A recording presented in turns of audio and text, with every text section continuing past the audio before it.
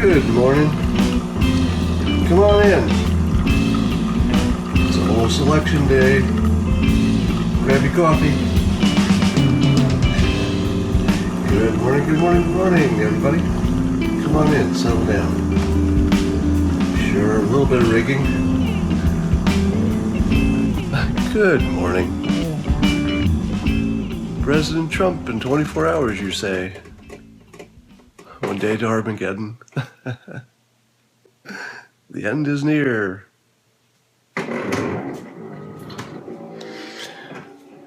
Hello, Milwaukee. I'm a legend.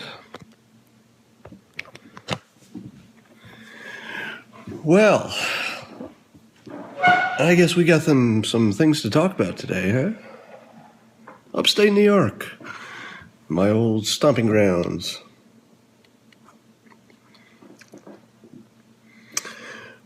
The boxer video for Trump. Yeah, I watched that boxer video, or I tried to. It's just too long. It would be, I think it could have been effective at a much shorter length. Thanks for reading my book, God's Debris. So I remember hearing, and I've said this before, that whatever you're talking about on the final day is probably going to be what matters in this election. And if we're talking about Comey, even if we're talking about him releasing stuff, or releasing the investigation, it's probably going to be bad for Clinton. Now, remember how throughout the year I've taught you how to detect lies? And one of the ways to detect lies is you look for the specificity of the answer. Right? If somebody over-specifies their answer, they're almost always lying. So here would be an example of that. If you said to somebody, "Hey, where were you at 6 o'clock when somebody got killed?" And somebody says, "At 6 o'clock? At 6 o'clock, I was somewhere else." But really, maybe somebody got killed sometime during the night. So that doesn't rule out the fact that they killed somebody at 8 o'clock. So that was a terrible example, but I think you got the point. Now, keep in mind that over-specifying is always a sign of deception. And now, with that in mind, I'm going to read from you James Comey's most recent letter, in which he concluded that they looked at the new email, that they looked at the new emails that they found on Weiner's device, and he concluded the following in his letter. These are his exact words. "During that process, we reviewed all of the communications that were to or from Hillary Clinton while she was Secretary of State. Based on our review, we have not changed our conclusions that we expressed in July with respect to Secretary Clinton." All right, so listen to the specificity of that. What they said was they reviewed a certain set of things, which probably were the most relevant things, but not necessarily.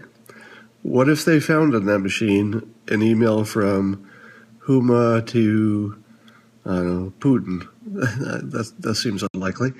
But notice the specificity. They had all these emails on there that they were looking at in regard to another case, but they are from Clinton's number one helper. And so he very carefully made sure you knew that he was making no decisions based on any emails he saw except this limited slice that were from or to Clinton and Huma. So that's your first bit of specificity. The second part is that they haven't changed their conclusions. Now that's very different from saying, "We didn't see any information that was alarming," right? So saying that you haven't changed your conclusions is not saying that you're not saying you didn't find a problem. You're saying that you're not changing your conclusion even if there was a problem. Okay? Look how specific that answer is. I'll read it again. Based on a review, this is Comey's latest letter. Based on our review, we have not changed our conclusions that we expressed in July with respect to Secretary Clinton.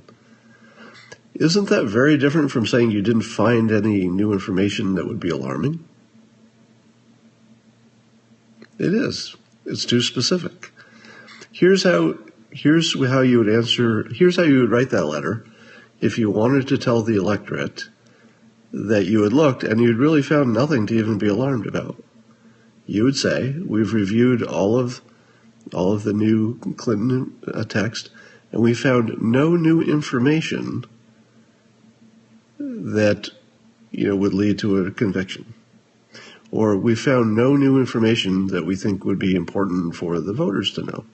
Or that we found no new information that we found very disturbing. That's not there. How easy would it be to say, given that he knows voters are looking at this right before Election Day, why wouldn't you say, look, people, I'm going to tell you, I looked at the emails and there's just nothing there you need to know about.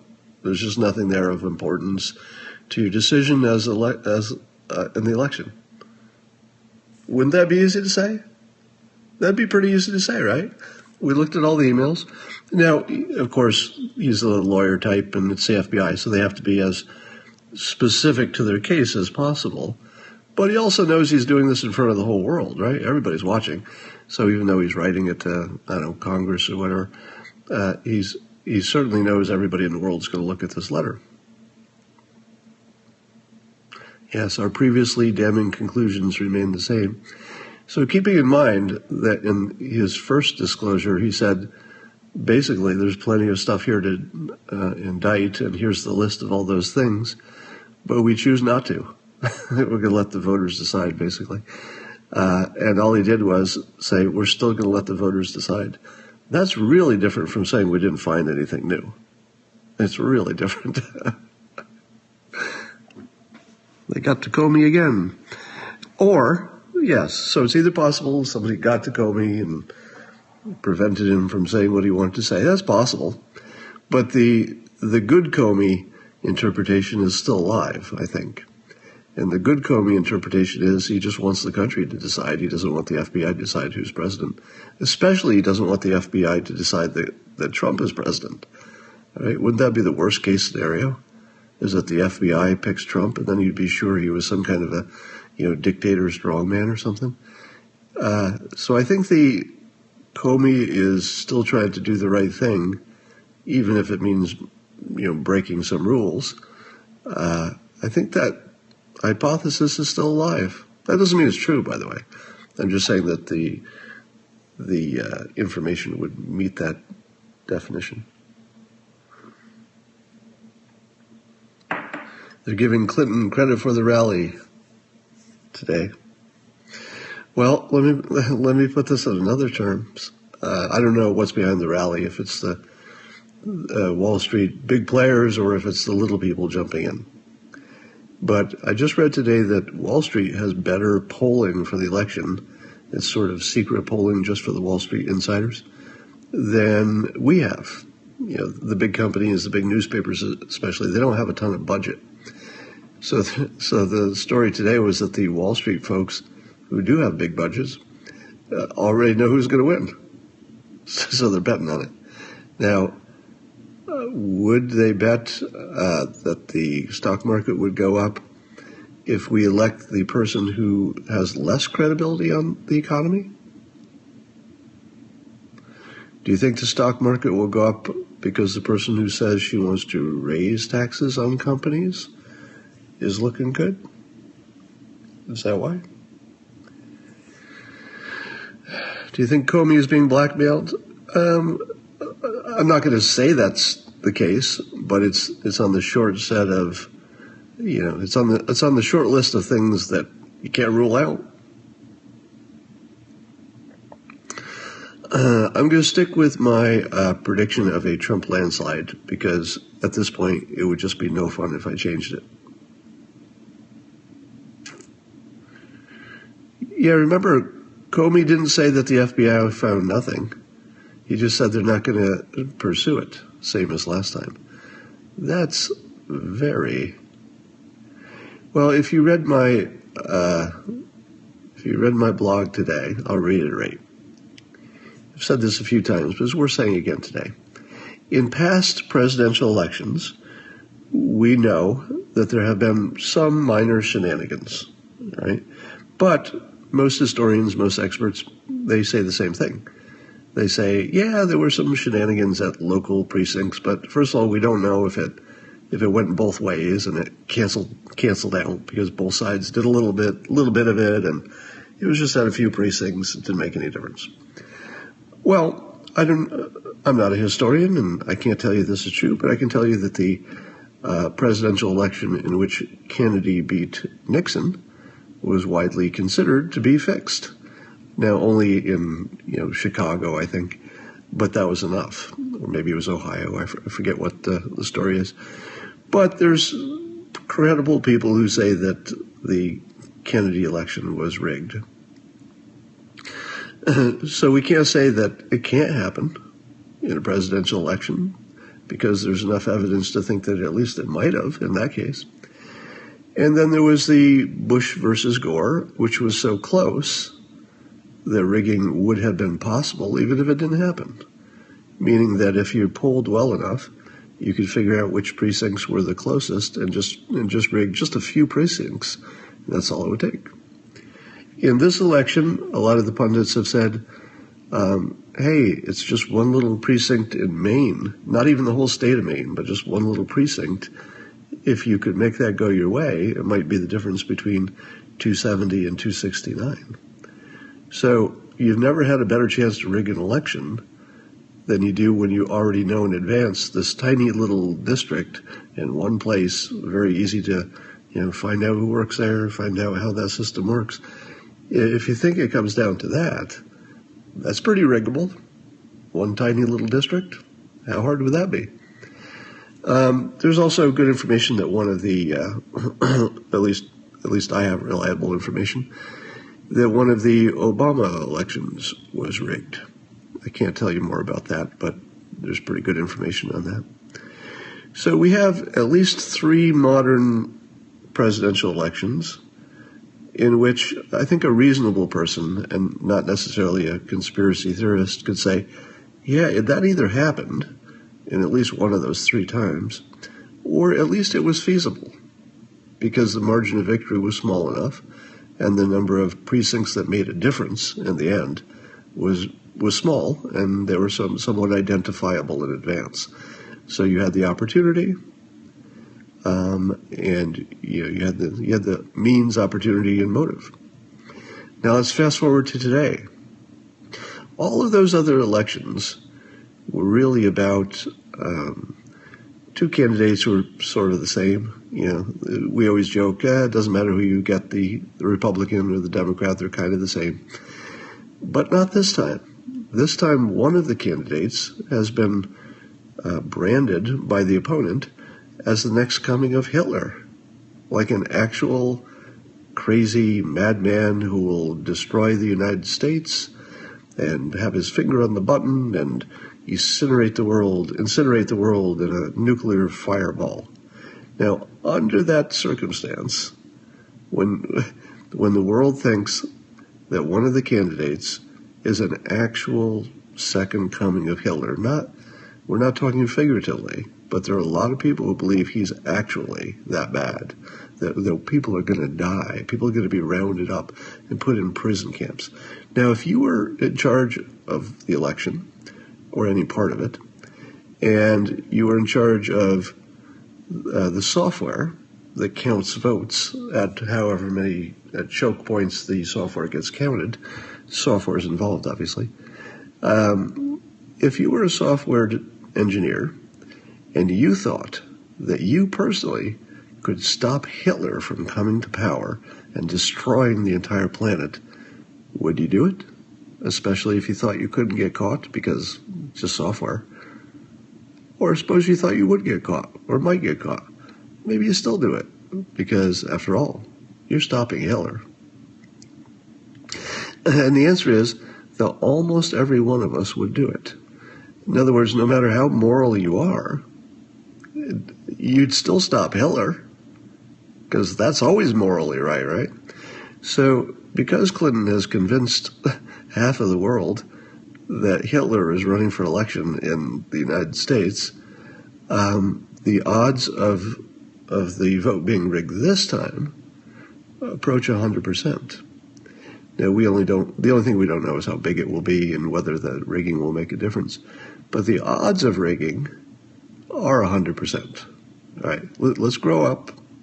Let's see it for what it is. If you're looking at some districts somewhere in the country, there's a 100% chance some of them are rigged, because every other election had at least some of them rigged. They just didn't make a difference. What's different is you're going to see more rigging this time, because the stakes are higher. People think they're saving the world if they rig this election. So I would expect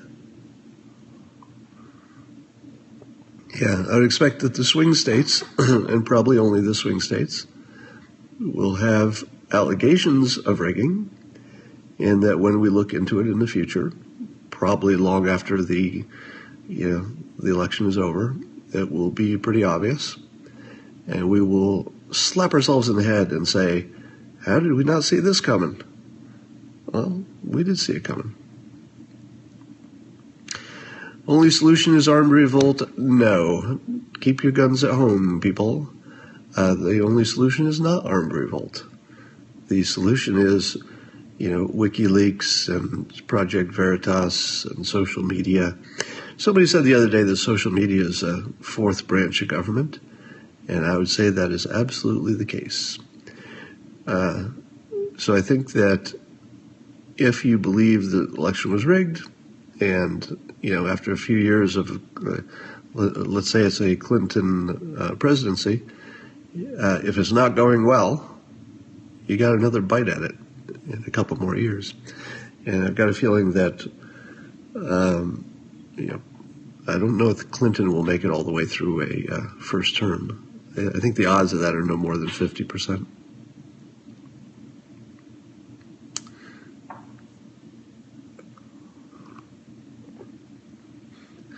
If Hillary wins, that is not an indictment of WikiLeaks or Project Veritas.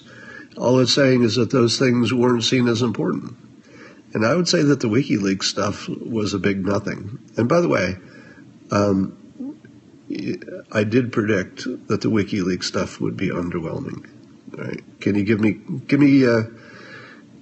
some credit for predicting that WikiLeaks would not be a kill shot? All right. Pretty sure a lot of people said it would be, and I said it would not be. So I still think that there are more hidden Trump voters, the secret Trump voters, than anybody knows. Thank you for the credit. And by the way, I've seen a number of people who have used my blog post on how to dehypnotize a Clinton supporter. So I'm seeing more people telling me that they used it successfully. Now, keep in mind, it's only designed to work on about 20% of Clinton supporters. It's not supposed to convert everybody, because nothing does. The best persuasion is going to work on 20% of the people. But I'm hearing enough reports of people flipping people using the method that I don't believe the WikiLeaks that says she's a killer. Termites. Does the biased coverage fuel Trump? With some people. Yeah, most people never heard of Project Veritas. You're right. The media did a pretty good job of keeping that to, here's the story, we're done with it. My voice is so soothing. Thank you. That's really good to hear, because, as some of you know, I lost my voice for 3.5 years and couldn't speak at all. So why don't you explain and propagate more lies?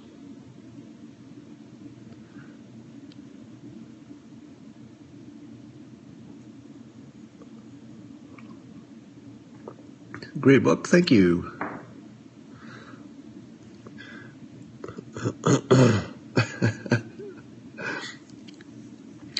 Yes, I'm still predicting a Trump landslide. Would you be disappointed if I changed my mind now? How much fun would that be? This has been the most fun I've ever had. And on my blog, I thanked all of you. I thanked my blog readers and my Periscope followers and my Twitter followers. Because, dear God, I have never had this much fun in like, if you looked at any 12-month period, not even close. This is so much fun, I made a lot of friends. I consider a lot of you my friends online, and I met a lot of you in person, actually. So I met some great people in person. I learned things that blew my mind. I mean, I learned things that I just couldn't have imagined could be the truth. And keep in mind that I learned things that I haven't told you. So, once you see under the hood, it's so interesting you can't even believe it. Yeah, I know there's one poll that has Trump up. But, there's always going to be outliers. Every set of polls is going to have one where one candidate's winning and the other candidate's winning on the other poll, and you can throw both of those away. Generally, when you're looking at statistics, the first thing you do is throw away the outliers. It's like you take your 10 polls and you throw away the 2 that are extreme in one direction. You throw away the 2 that are extreme in the other direction, and then the average is probably going to be a pretty good bet. I think the black vote will be down this year, but the Latino vote, as early reports are saying, probably sky high. And all Trump has to do is, what happened? All Trump has to do is lose Florida, and it's over. So, I mean, it could be that the entire story of the election is just, Latinos in Florida came out in record numbers. That's just the end of the election there.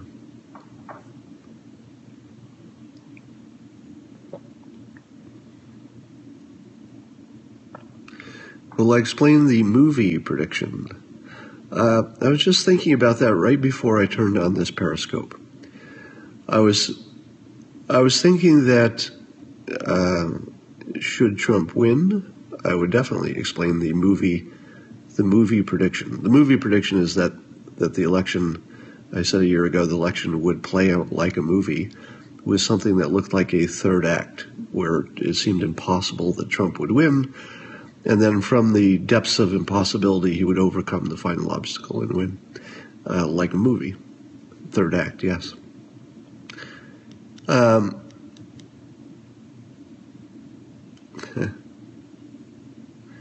How is sarcasm different from Natal? I think I'd missed the question there. I'll probably also describe after the election some point how to identify the tells for cognitive dissonance. I wrote a little bit about that already, but I'll do more.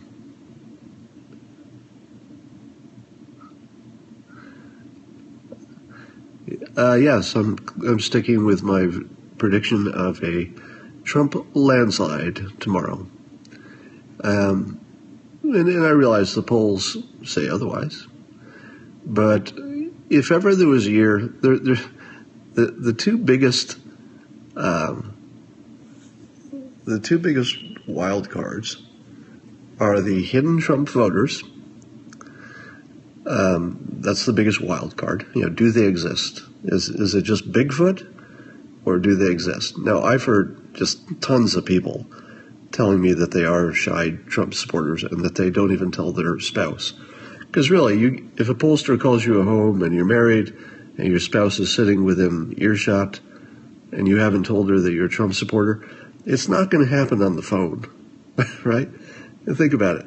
If you're a shy Trump supporter and you've never even told your spouse, and you're the one who answers the phone, and your spouse is sitting right there, and it's a month before Election Day, you're not going to tell the anonymous pollster on the phone that you're voting for Trump before you tell your wife, or before you tell your husband, either way. So, so I don't know how pollsters could possibly get an accurate count.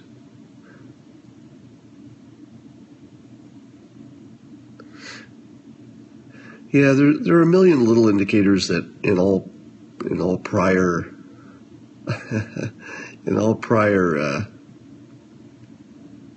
you took investment advice from a cartoonist. That was probably bad. So in all prior elections, there were always these weird little correlations, such as if hemlines are up, people will vote this way. If people wear hats, they'll vote this way. If the economy is up, if unemployment's good, if there are a million of those, and I'm not entirely sure any of those mean anything.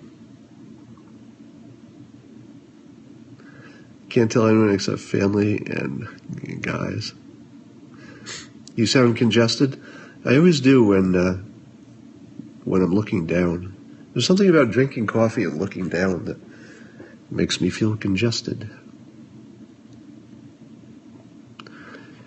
Yeah, there's plenty of scientific validity to a poll that has 9% response rate.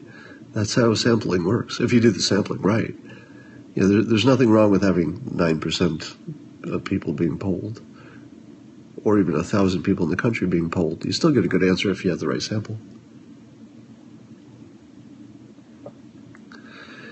People will explain a Trump landslide by saying that people didn't answer polls honestly. Should it happen? Will there be riots? There would be riots if Trump wins.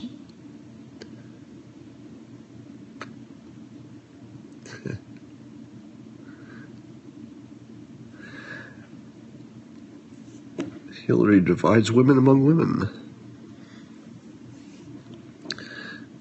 You sampled yourself and it was exciting. Sample yourself until you go blind. Polls are frauds.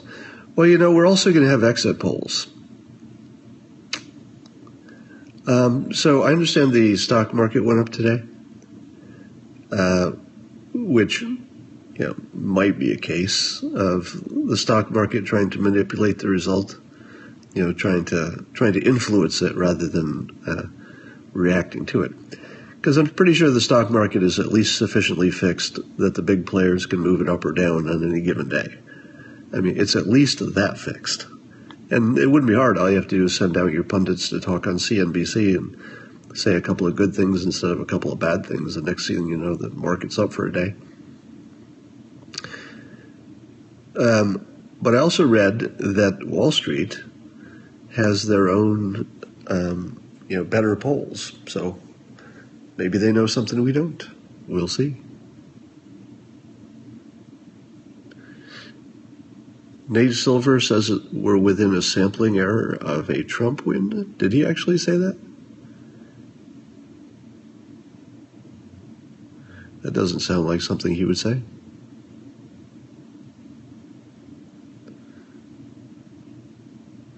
Wait, say that again. Are you saying that Nate Silver says that the election itself, or just the state, is Nate Silver saying that we're now within a statistical tie? Yeah, I saw Nate go nuts on the Huffington Post. Nate says within margin of error. Well, let me tell you this. If we are within the margin of error for a Trump victory, I think you get a Trump victory, don't you?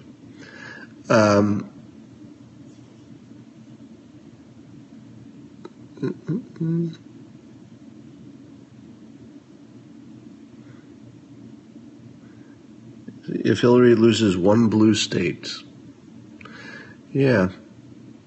So only one blue state. I don't know if any are in play, but we shall see. Oh, Huffington Post at 99%.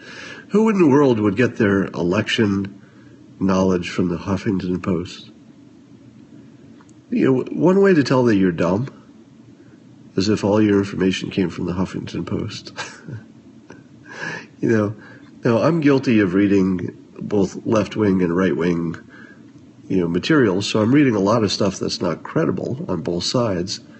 But if all you're reading is Huffington Post, you're a freaking idiot. You don't know anything. If the only thing you're reading is Huffington Post, you don't know anything about the world. Yeah, you could say the same thing about Breitbart. If the only thing you ever read was one publication on the far right or one publication on the far left, you don't know anything. You pretty much have to read the whole sample to get any sense of what's going on, and even then you probably don't know.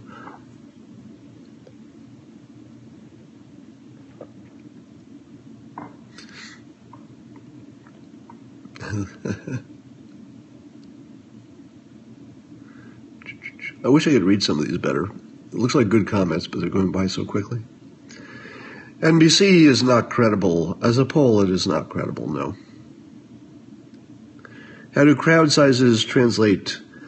I think, so the biggest surprise I worry about. I worry that people assume that crowd size will translate into votes. And it might, because it indicates enthusiasm. But keep in mind that a Trump rally is going to be fun, it's going to be entertaining, and a Clinton rally is going to be like watching paint dry, except it's really loud, screechy paint. So it doesn't really mean that you're going to vote one way or another just because you prefer the entertainment on one side. So I would worry about anything that extrapolates from crowd size, because the entertainment factor is a lot of what's behind the Trump rallies.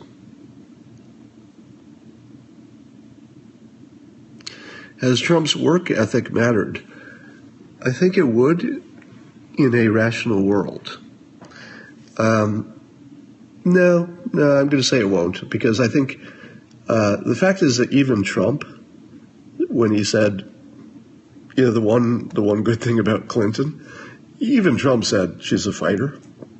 So there's I don't think anybody said, even with all the days off that Clinton has taken, I think people, rather than saying, oh, she's lazy, which frankly I'm sure is not the case, I think even the people who said, yeah, she did take a lot of days off, are handicapping it and say, yeah, but she either didn't need to be there because she was doing fine in the polls, or they're thinking that she was fighting through her illness, which makes her even tougher. So no, I don't think that Trump's work ethic made a difference, because he's being compared to someone who has a pretty famously good work ethic as well. Let's not take away from her the things that are real. There are plenty of things to criticize both candidates for that are real. You don't have to make up stuff. And one of the things you don't have to make up is she really is a fighter. She really does work hard. She really is smart. These things are just true.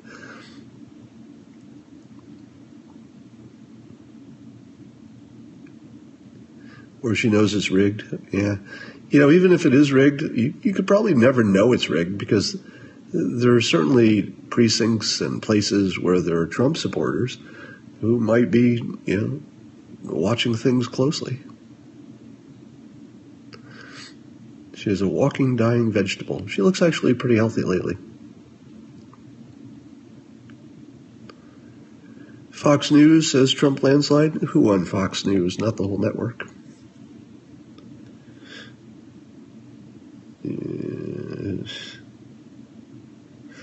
Yeah. Anyone who thinks that either of these candidates have a low IQ, I don't know what election you were watching. Say what you will, these are two smart people. I did not see Assange's interview. Is CNN done forever? No, because they have, half of the country thinks that they're right on.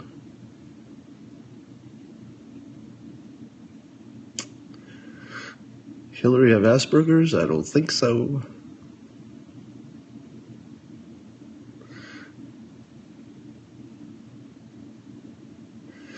Fox poll has her ahead on the. Are there new polls out today?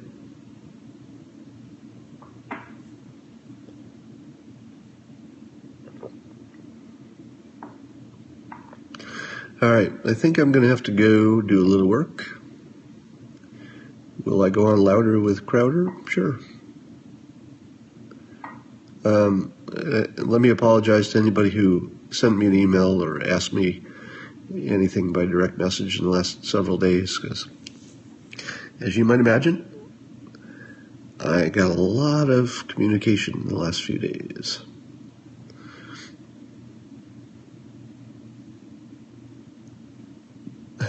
A New York Times reporter singled me out as a weirdo. I did not see that. Well, we'll find out if it crashes. Where did a New York Times reporter call me a weirdo? Was it in the Times or just in a tweet or something?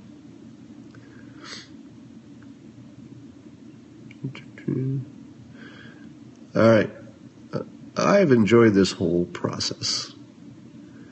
New York Times.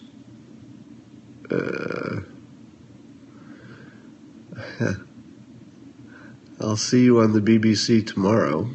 I may be in and out of Periscope a lot between now and the end of election, just because it's so much fun. And want to milk it as much as I can and have as much fun. And honestly, I just really enjoy spending time with all you people, because this has been an insanely interesting, fun experience. As ugly as it got, let's keep in mind that the violence still was trivial, right? And this country looked at a major change, considered it, tried as hard as it could, didn't use any rational thought in the end, but we don't really have that capability anyway. But we tried hard. I think people on both sides, honestly, were trying to make the country better. As much as you might hate the other side at this moment, as much as you might hate any individual person or politician, I think you have to give it up for the founders of the country, give it up for the citizens, that this was a good fight and a good choice, a very rich choice. We got a choice between things about the way they are, essentially a third term of Obama, which is a good choice to have, all right? Because a lot of people liked the last administration. It's good to have that choice, even if you don't want it. And Trump gave us the best second choice we've ever had, all right? The second choice to drain the swamp and really do something with an outsider who could make a difference. Yes, of course I support a bully. I want a bully to bully our enemies. I don't want the bully who bullies the deplorables and the citizens. You've got a choice of two bullies. One bullies its own citizens, and one bullies its citizens' enemies. Pick the right bully. Don't be a frickin' asshole. If you pick the bully that bullies your fellow citizens, you ought to think twice about what your role in society is. But if you're picking a bully to be on your side to fight your fights for you, if you're picking a bully to be a special forces person and go over and put a bullet in Osama bin Laden's head, yeah, pick a bully. They're probably pretty good at that kind of shit. All right, don't pick some wimp to go off and fight your battles for you. Just make sure your bully is aimed in the right direction. Trump is a bully that's aimed in the right direction, and Clinton's a bully that's aimed right at your own frickin' head. So if that doesn't make a difference to you, I don't think you've been paying attention. All right, I'm going to leave it on that, and you guys have a great election day tomorrow if I don't see you before then. Oh, look, it's not turning off again. It's weird. Swipe down. Yeah, interesting. Yeah, I can't turn it off, so I'm going to have to crash it again.